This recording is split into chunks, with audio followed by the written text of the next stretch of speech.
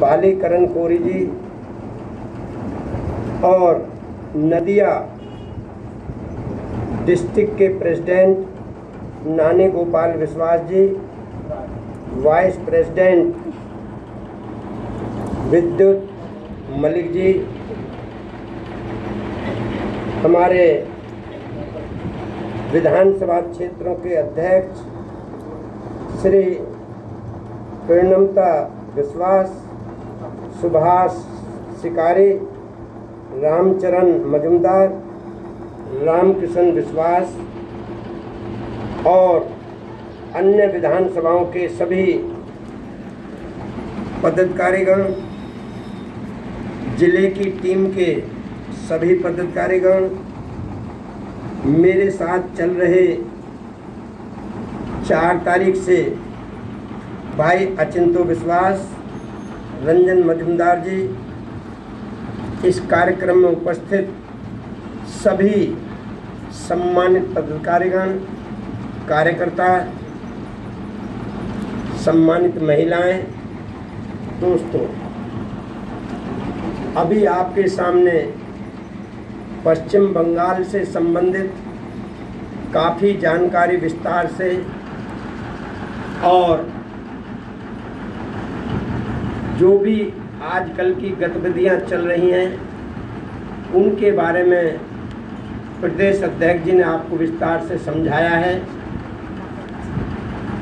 मैं जितना आप लोगों को समझ रहा हूं कि आप लगभग 60% पदाधिकारी हैं, चाहे सेक्टर के हैं, चाहे विधानसभा के हैं, चाहे जिले के हैं, चाहे पोलिंग बूथ के हैं, क्योंकि जिन लोगों ने काम किया है वे लोग, जिन लोगों को तैयार किया है उन लोगों को यहाँ पर बुलाया गया है।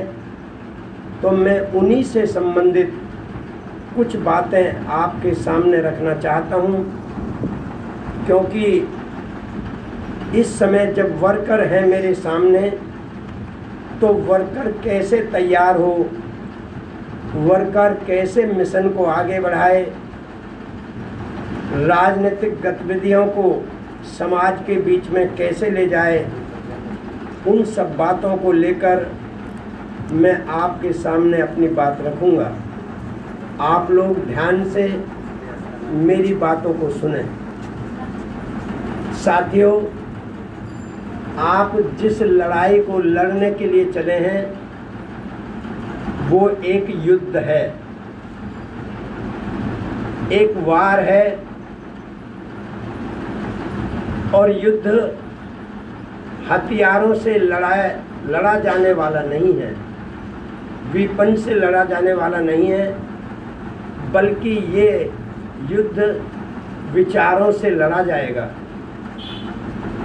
जैसे युद्ध में सेना होती है उसी प्रकार राजनीतिक युद्ध में हमारे वर्कर होते हैं, और वर्कर्स के पास अपनी विचारधारा जो हमारे महापुरुषों ने दी है वो विचारधारा आपको जानना चाहिए। अगर आप नहीं जानेंगे तो फिर आप जवाब नहीं दे पाएंगे, क्योंकि जनता आपसे सवाल पूछती है तो आपको जवाब देना पड़ेगा, तभी जनता संतुष्ट होगी। अगर आप जवाब नहीं दे सकते तो कोई भी आपकी बात मानने को तैयार नहीं होगा। इसलिए आपको पढ़ना बहुत ज़रूरी है, सुनना बहुत ज़रूरी है। जो लोग अपना इतिहास जानते हैं, जो लोग अपने महापुरुषों के बारे में जानते हैं, वे लोग जवाब दे सकते हैं। जो अपने इतिहास के बारे में नहीं जानते, महापुरुषों के बारे में नहीं जानते, वे लोग कभी जवाब नहीं दे सकते। इसलिए जिन लोगों को भी पदाधिकारी बनाया गया है उन लोगों में से खास तौर से जिले की कमेटी के लोग, विधानसभा के अध्यक्ष, सेक्टर के अध्यक्ष, कम से कम इतने लोगों को, क्योंकि यही लोग जनता के बीच में वोट मांगने के लिए जाते हैं, यही पार्टी का प्रचार करते हैं, तो इनको महात्मा ज्योतिराव फुले के इतिहास में जो संघर्ष किया है उसको हमें याद करना चाहिए। छत्रपति साहू जी महाराज ने, नारायणा गुरु ने, पेरियार रामस्वामी नायकर ने, बाबा साहब डॉक्टर अम्बेडकर ने, मान्यवर कांशीराम साहब ने, और आज इस मिशन को जो पार्टी की राष्ट्रीय अध्यक्ष हैं आदरणीय बहन कुमारी मायावती जी, वो इस मिशन को लेकर के चल रही हैं। तो उन्होंने क्या क्या काम किए हैं अपने जीवन में, किन किन संघर्षों से वे निकल के आ रही हैं, कैसे विभिन्न पार्टियों का मुकाबला कर रही हैं, उन सब के बारे में हमको जानकारी होनी चाहिए। अगर जानकारी नहीं होगी तो आप लोग जवाब नहीं दे पाएंगे, क्योंकि तुम्हारे सामने तुम्हारे समाज के लोग जो अपने आप को बहुत बड़ा होशियार, बहुत बड़ा नेता बन कर के और समाज को धोखा देने के लिए बाजार में आते हैं दलाल बनकर, उन लोगों को आपको जवाब देना पड़ेगा। और तभी जवाब दे पाओगे जब आप उनके बारे में भी जानते होगे कि इन्होंने कैसे मिशन को धोखा दिया है अपने लालच में, अपने स्वार्थ में। क्योंकि ये जो आज आप यहाँ पर आए हैं, ये तुम्हारे लिए लड़ाई नहीं है। आप जो इस लड़ाई को लड़ने के लिए आए हो, ये अपने लिए नहीं आए। ये किसके लिए आए हो? ये जिस समाज में आपने जन्म लिया है, उस समाज की लड़ाई लड़ने के लिए आप यहाँ पर आए हो। इसलिए दिमाग में अपने इस स्वार्थ को निकाल दें कि मुझे यहाँ से कुछ मिलेगा, मुझे यहाँ से पैसा मिलेगा, ताकत मिलेगी, या पद मिलेगा, या और कुछ मिलेगा। नहीं, हमें पैदा करना है।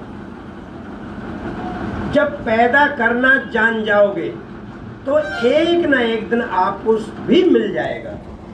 अगर आप पैदा करना नहीं जानते तो आपको कभी जिंदगी में कुछ मिलने वाला नहीं है। और बहुजन समाज पार्टी आपको सिखाती है पैदा करना। कांग्रेस, बीजेपी, सीपीएम, टीएमसी, ये पार्टियां तुमको कभी राजनीति नहीं सिखाएंगे।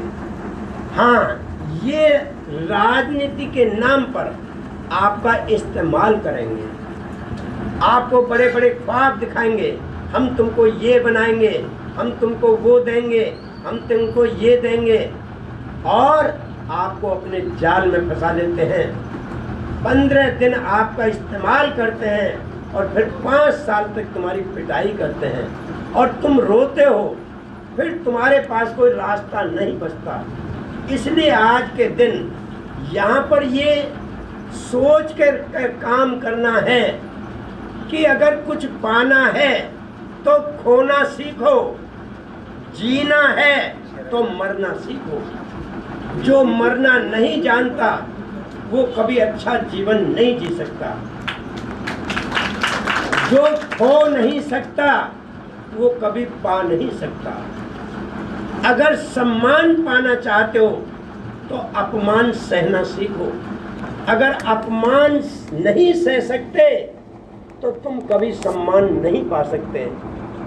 एक सम्मान को पाने के लिए ना जाने कितने अपमान सहने पड़ते हैं, तब जाकर छोटा सा सम्मान मिलता है। आज जो आपको ये सम्मान मिल रहा है कुर्सियों पर बैठने का, ये इन महापुरुषों की कुर्बानियों के कारण है। इन्होंने हमारे लिए बहुत अपमान सहा है। तो हमको भी आने वाली पीढ़ी के लिए, अपने बच्चों के लिए हमें कुर्बानी देनी पड़ेगी, अपमान सहना पड़ेगा, तब जाकर के हमारे बच्चे सम्मान का जीवन जी पाएंगे। वरना गुलामी के लिए ज़्यादा समय का इंतजार नहीं करना पड़ेगा। 2024 तक यदि आपका समाज नहीं जागा तो तैयार रहना, 2030 तक आपकी आने वाली पीढ़ी गुलाम बन जाएगी। इसलिए जब आप आज हैं तैयार होके आए हो तो फिर मैदान में कूदने के लिए तैयार हो जाओ। ये वक्त आ रहा है 6 महीने का। इन 6 महीनों में भूल जाओ अपना घर, भूल जाओ अपना कि ये मेरा है ये तेरा है, बल्कि ये सोच के कि हमें 2024 की तैयारी के लिए हमें उससे पहले विधानसभा के चुनाव में हमें कुछ करके दिखाना है। और इन 6 महीनों में हम ये एहसास करा देंगे टीएमसी को, सीपीएम को, बीजेपी को, कांग्रेस को कि अब तुम चारों की जगह तुम्हारा चारों का मुकाबला करने के लिए बहुजन समाज पार्टी मैदान में।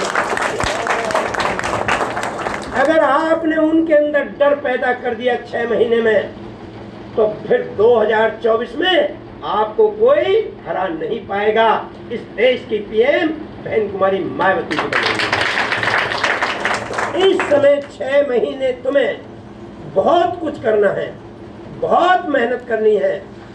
और आप यदि अच्छे नेता बनना चाहते हो, क्योंकि कोई भी व्यक्ति अगर ऊपर की मंजिल पे जाना चाहता है तो फिर उसे नीचे की सीढ़ियों पर जो पैर रखा है, पहली सीढ़ी को खत्म करना पड़ेगा, दूसरी सीढ़ी पर पैर रखना पड़ेगा, तो नीचे की सीढ़ी को खाली करना पड़ेगा। और जो नीचे की सीढ़ी को खाली करता है और ऊपर की सीढ़ी पर चढ़ता है तो उसी को अनुभव होता है कि मैंने दूसरी सीढ़ी कैसे प्राप्त की है। इसलिए अगर आपको मंजिल पे पहुंचना है तो आपको नीचे की सीढ़ी खाली करनी पड़ेगी। और वही कामयाब होता है जो मुकाबला करता है हर चीज का। कौन सी चीजों का? जैसे आपको अब प्यास लग रही होगी, लेकिन ये वक्त पानी पीने का नहीं है, ये वक्त प्यास को सहन करने का है। आप में से किसी को गर्मी लग रही होगी, लेकिन ये वक्त गर्मी से डरने का नहीं है, बल्कि गर्मी को सहन करने का वक्त है। जो व्यक्ति गर्मी में गर्मी को स्वीकार कर लेता है, सर्दी में सर्दी को स्वीकार कर लेता है, बारिश में बारिश को स्वीकार कर लेता है, भूख में भूख को स्वीकार कर लेता है, प्यास में प्यास को स्वीकार कर लेता है, अपमान में अपमान को स्वीकार कर लेता है, वो वर्कर कभी पीछे नहीं रहेगा, वो हमेशा आगे बढ़ता चला जाएगा। तो हमें ये सहन करना पड़ेगा।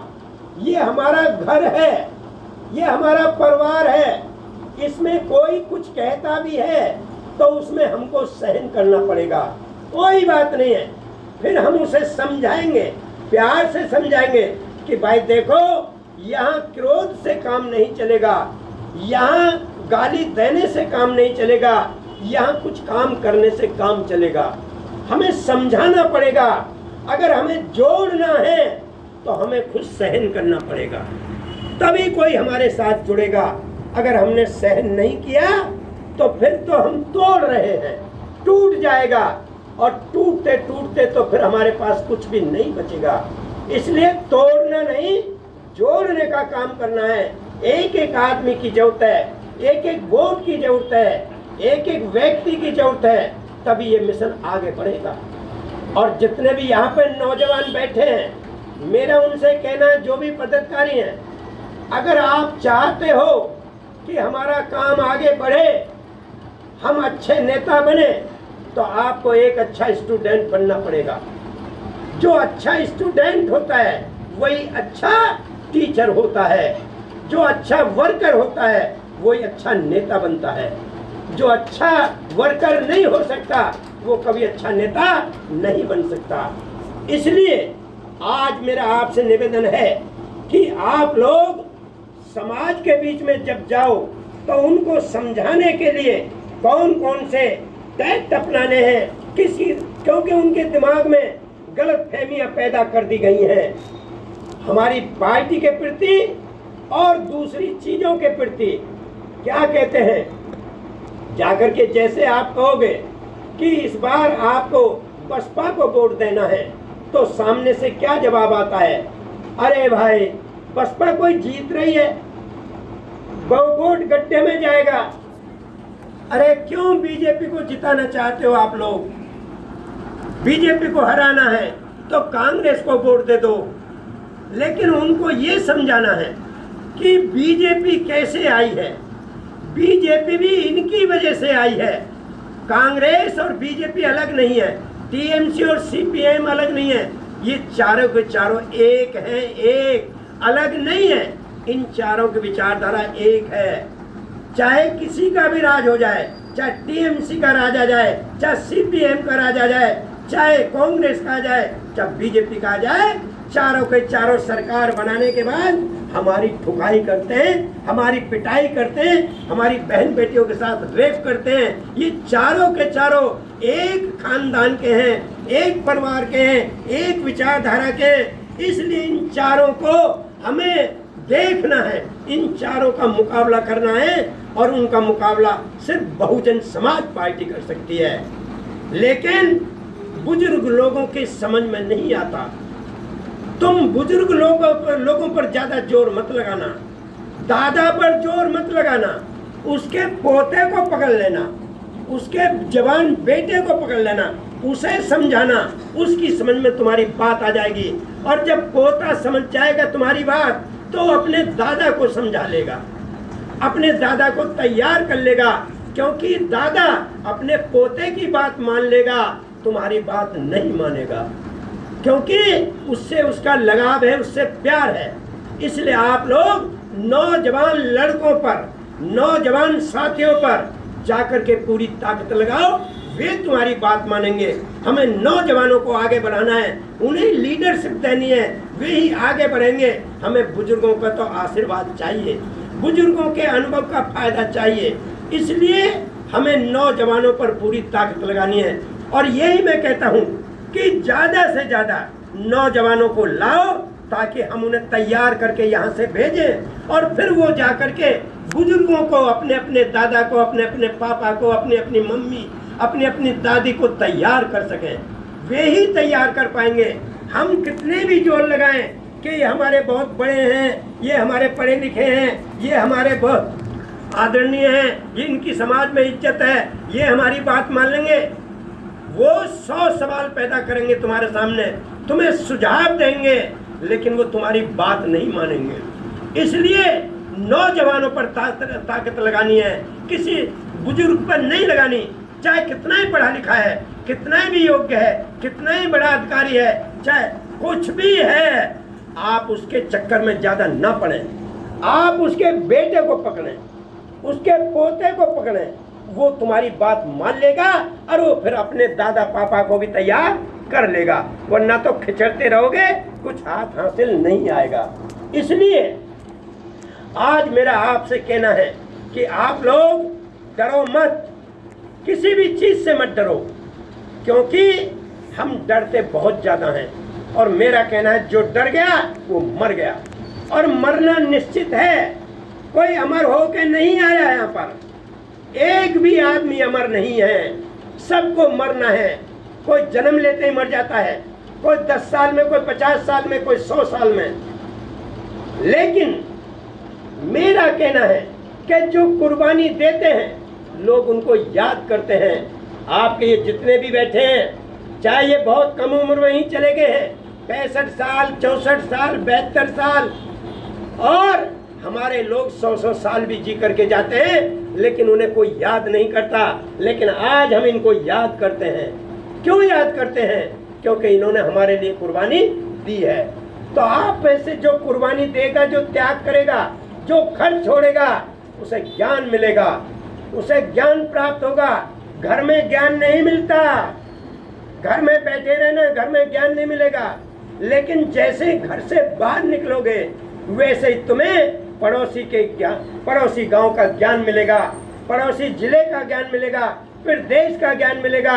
अगर आज मैं आपके बंगाल में आया हूँ तो नदिया जिले का मुझे ज्ञान हुआ है, सिलीगुड़ी का मुझे ज्ञान हुआ है।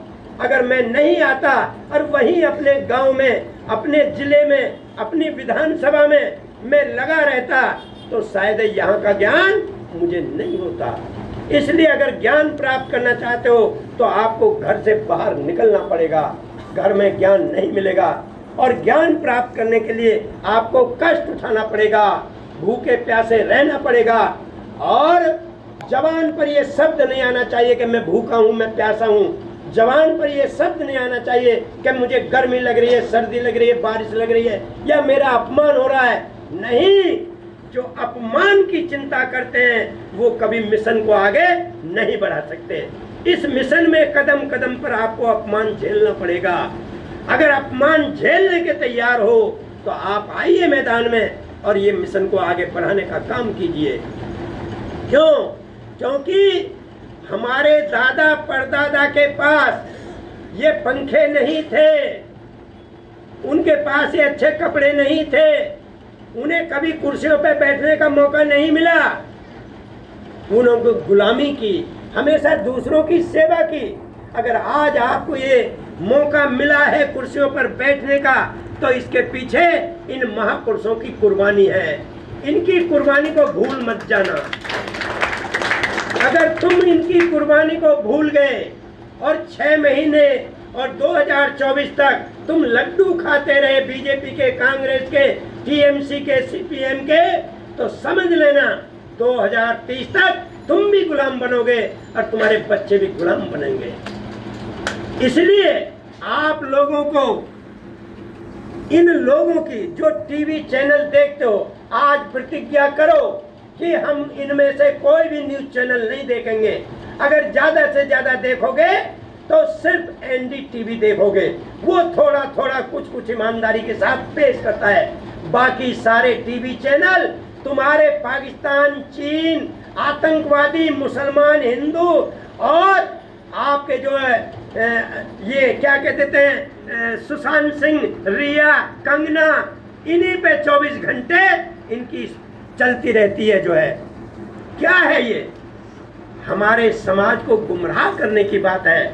नहीं, हम हिंदू नहीं है।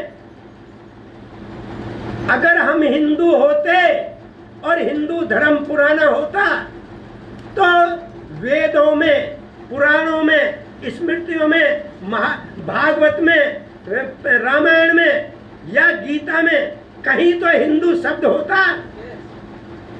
एक में तो हिंदू शब्द होता, किसी में हिंदू शब्द नहीं मिलेगा। सबको पढ़ लेना, मैंने पढ़ा है। वहां बौद्ध शब्द तो मिल जाएगा आपको, लेकिन हिंदू शब्द नहीं मिलेगा। इसलिए हम हिंदू नहीं है।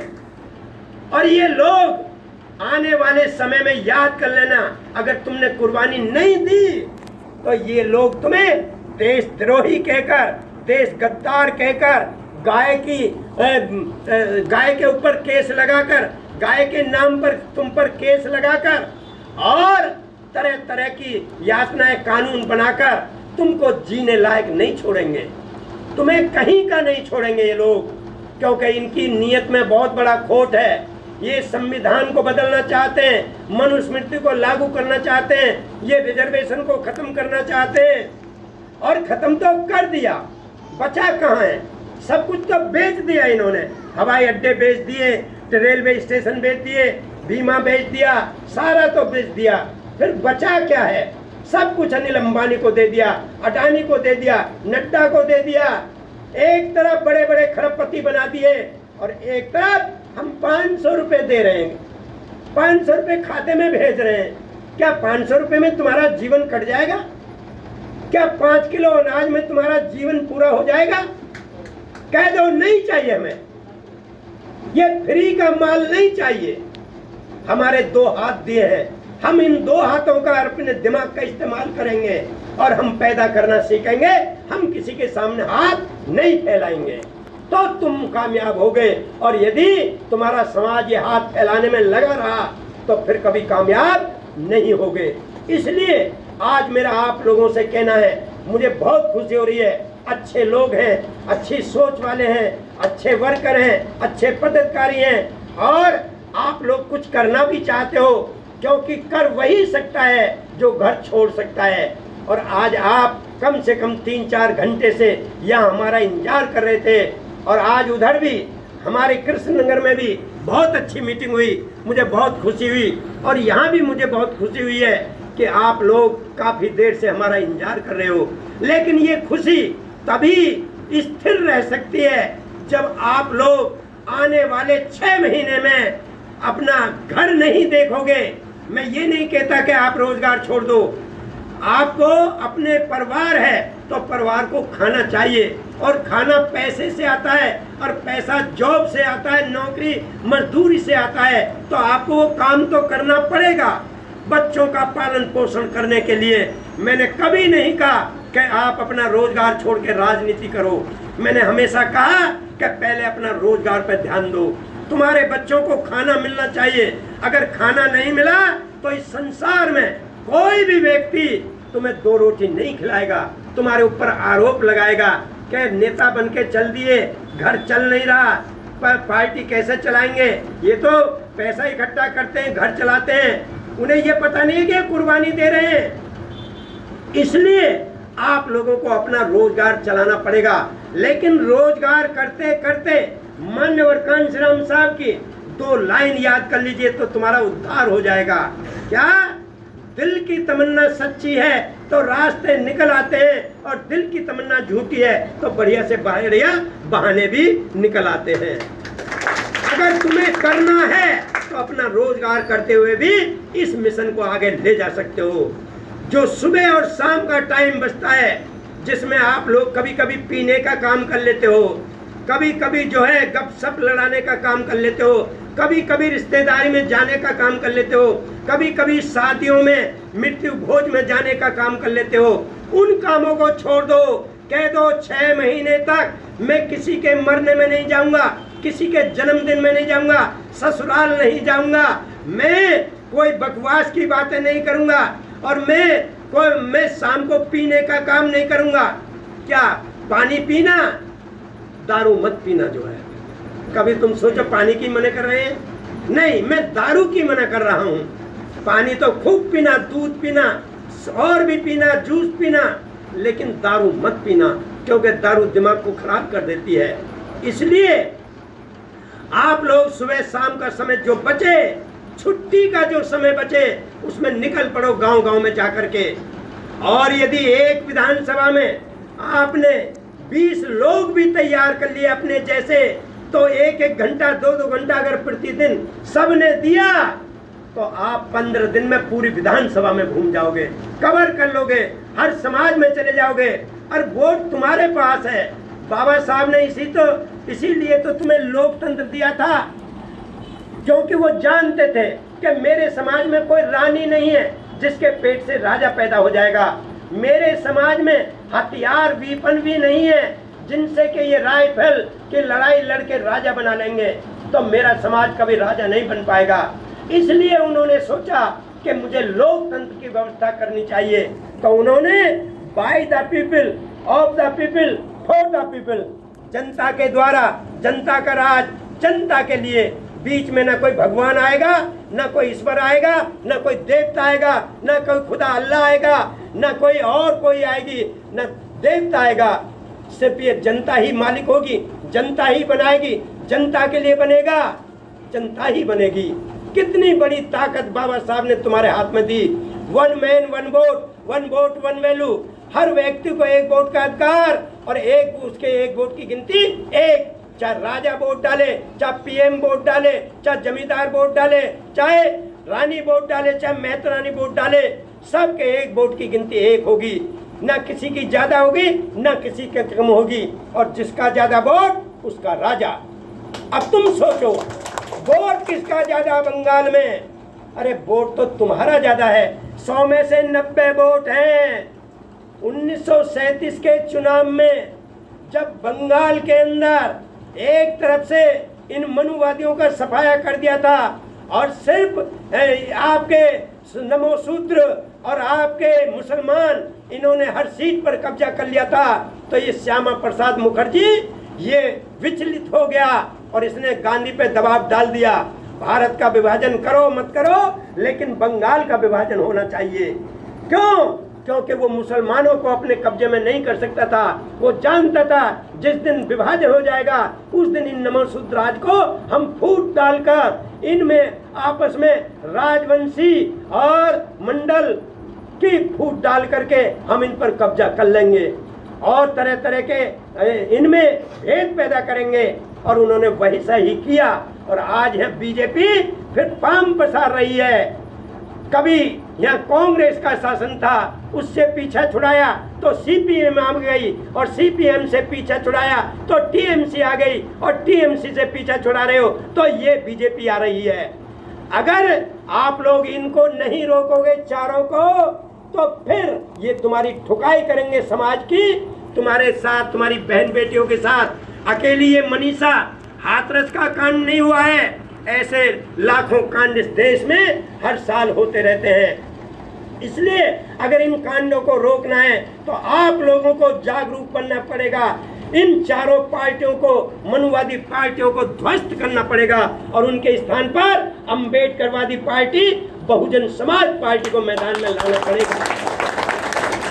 जब वोट तुम्हारा ज्यादा है तो राजा भी तुम्हारा बनना चाहिए, पर तुम्हारा राजा क्यों नहीं बनता? इसलिए नहीं बनता, मैं आपको समझाना चाहता हूँ। इन कांग्रेस, बीजेपी, टीएमसी, सीपीएम के लोगों ने तुम्हारे हर गांव में, हर मोहल्ले में, हर समाज में, हर जिले में एक एक दो दो चमचा दलाल ठेकेदार पाल रखे हैं। जिसकी जैसी औकात उसको उसी के अनुसार का चमचा बना दिया है। और चमचे कई प्रकार के होते हैं, जैसे रसोई में होते हैं, कुछ बड़े चमचे होते हैं, कुछ छोटे चमचे होते हैं। थोड़ी सी देर के लिए इस कलम को चमचा मान लो, ये रसोई का चमचा है। इस चमचे में अपनी कोई जान नहीं, कोई ज्ञान नहीं, न ये अपने लिए करता है न खुद खाता है। ये किसके लिए करता है? जिसके हाथ में होता है। वो हाथ इस चमचे का इस्तेमाल चाहे पतीली में कर ले, चाहे भगोना में कर ले, चाहे दाल पका ले, चाहे मीट पका ले, चाहे भात पका ले, जले ये, भुने ये, पकावे ये, परसे ये, खिलावे ये और खाने के बाद फिर झाड़ पूंछ के, मांज मूंज के फिर रसोई में रख दिया जाता है कि अब तेरी जरूरत नहीं है भाई, जब अगले वक्त का खाना बनेगा फिर तेरा इस्तेमाल किया जाएगा।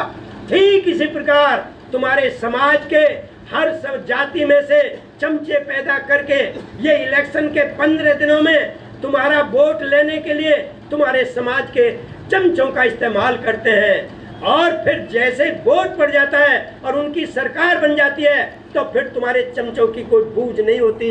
और मेरी लड़ाई इन चमचों से नहीं है, क्योंकि अगर हमने एक चमचे को समझा के तोड़ भी दिया तो हाथ खाली रह गया, वो हाथ कोई दूसरा चमचा पकड़ लेगा, क्योंकि चमचों की कमी नहीं है समाज में, चारों तरफ भरे पड़े हैं। मेरी लड़ाई इस चमचे से नहीं है, मेरी लड़ाई इस हाथ से है। हाथ पे अगर हमने वार कर दिया और हाथ को तोड़ दिया तो चमचा तो हमारे पैरों में आके गिर जाएगा, चमचे को जगह नहीं। इसलिए चमचों से मत उलझो, इन पार्टियों को ध्वस्त करो। वोट तुम्हारे पास है, समझाओ समाज को जाकर के कि जब वोट हमारे पास है तो राजा हमारा बनना चाहिए। इसलिए चमचों के चक्कर में मत पड़ो, अपने वोट का सही इस्तेमाल करो। ये तुमको गांव-गांव में जा करके समझाना पड़ेगा। और मुझे खुशी हो रही है कि आप लोगों ने कुछ किया है, जैसा कि अभी कुमुद जी ने बताया कि आप लोगों ने गांव में जाकर के पोलिंग बूथ की कमेटी बनाई है। और मैंने कहा है हर विधानसभा से कम 30 पोलिंग बूथ की कमेटी बन के आनी चाहिए, 3 सेक्टर की कमेटी बन के आनी चाहिए। तो मैं समझूंगा कि फिर तुम्हारे उस विधानसभा को तुमसे जीतने से कोई रोक नहीं सकता, तुम जरूर जीतोगे। और हम भी तुम्हारे साथ मेहनत करेंगे, कैडर करेंगे, आगनिया हर पोलिंग बूथ का एक एक आदमी भी आपने अगर इकट्ठा कर लिया और 300 पोलिंग बूथ हैं, 300 लोगों को इकट्ठा कर लिया तो हम 300 नेता तैयार कर देंगे और पूरी विधानसभा पर कब्जा कर लेंगे। ये मेरा वादा है। हम आपके साथ पूरा मेहनत से काम करेंगे। हमें न परवाह गर्मी की है, न सर्दी की, न बारिश की है, न बुढ़ापे की है, न किसी और की है, न भूख की है, न प्यास की है। हम तुम्हारे साथ इन 6 महीनों में रात दिन एक कर देंगे। शर्त यही है कि आप लोग मैदान में निकल के आ जाओ।